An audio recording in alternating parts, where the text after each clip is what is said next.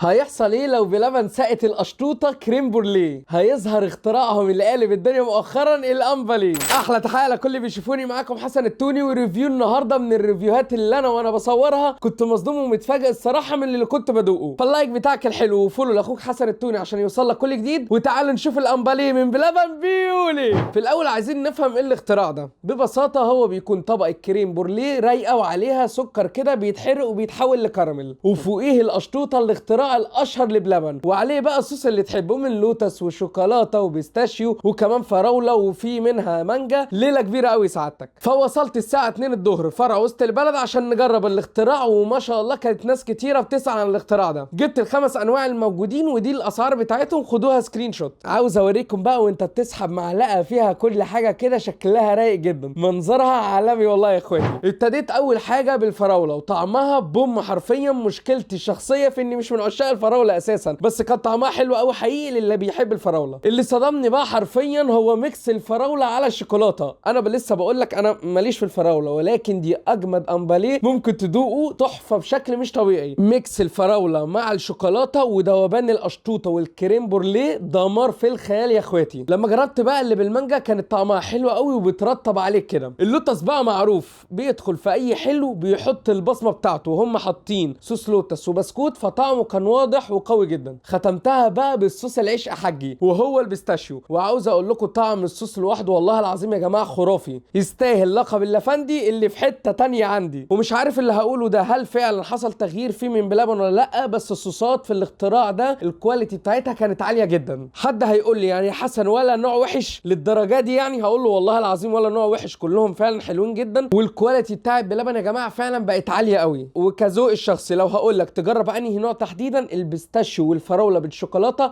وانت مغمض. في النهايه دي تجربه شخصيه وذوق الشخصي، طبعا كل واحد بحكمه، وليك اللي انت تروح بلبن وتجرب وتقول لنا تعليقك في الكومنتات. وبصراحه فايتك كتير قوي يا اللي لسه ما جربتش الامباليه. ما تخافش، خش بقلب جامد للكاشير وقول له انا عايز اطلب واحد امباليه. كان معاكم حسن التوني، بحر مسا عليكم.